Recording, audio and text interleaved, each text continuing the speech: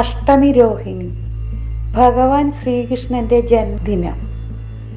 ചിങ്ങമാസത്തിലെ രോഹിണി നക്ഷത്രവും അഷ്ടമിയും ഒന്നിച്ചു ചേർന്ന ദിവസമാണ് ശ്രീകൃഷ്ണ ജയന്തി. ഭഗവാൻ മഹാവിഷ്ണുവിൻ്റെ 8ാമത്തെ അവതാരമാണ് ശ്രീകൃഷ്ണ ഭഗവാൻ.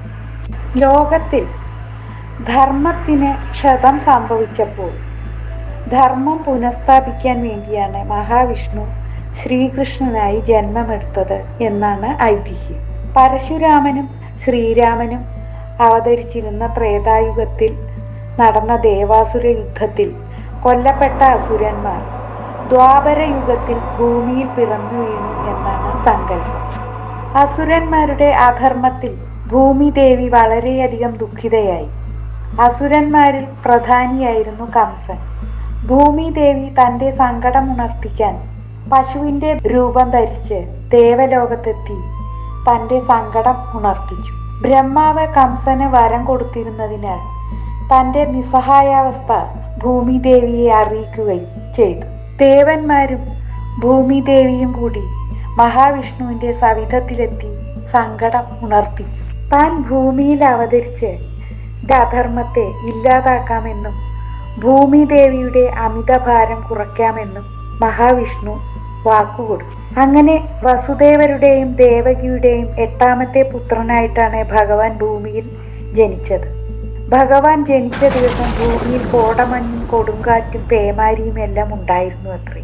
ഭരണാധികാരം പിടിച്ചടക്കാൻ വേണ്ടി കംസൻ തൻ്റെ സഹോദരിയായ ദേവകിയെയും വസുദേവരെയും തുറുങ്കിലടക്കുന്നു. ദേവകിയുടെ 8ാമത്തെ പുത്രൻ തന്നെ കൊല്ലുമെന്ന ഭീഷണി കംസനെ വളരെയധികം ഭയപ്പെടുത്തിയിരുന്നു. ദേവകിയുടെ 6 മക്കളെയും കംസൻ ജനിച്ച ഉടൻ വധിച്ചിരുന്നു.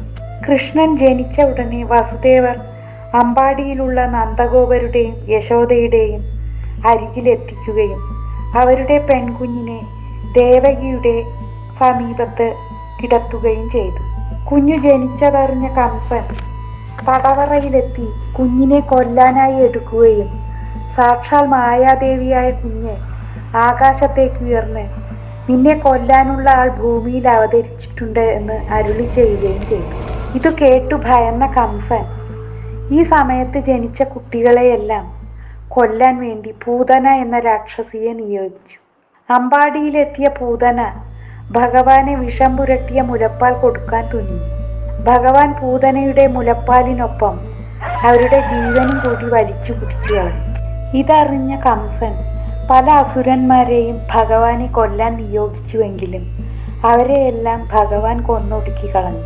എല്ലാ ശ്രമങ്ങളും പരാജയപ്പെട്ട കംസൻ മധുരാപുരിയിൽ ധനുർയാഗം നടത്താൻ തീരുമാനിച്ചു. അവിടെ വെച്ച് കൃഷ്ണനും ബലരാമനും പൂജിച്ചു വെച്ച വില്ല് മുറിച്ചു കളഞ്ഞു.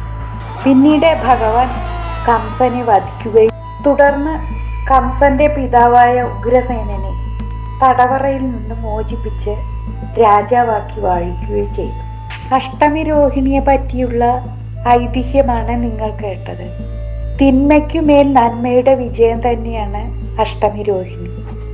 ഏതു കാലത്തും നന്മയ്ക്കാണ് അവസാന വിജയം ഉണ്ടാകുക എന്നതാണ് നമ്മുടെ മഹത് ഗ്രന്ഥങ്ങൾ നമ്മെ പഠിപ്പിക്കുന്ന ജ്ഞാനം. എല്ലാവർക്കും ശ്രീകൃഷ്ണ ജയന്തി ആശംസകൾ. എല്ലാവർക്കും നന്മ വരട്ടെ എന്ന പ്രാർത്ഥനകളോടെ നിർത്തുന്നു.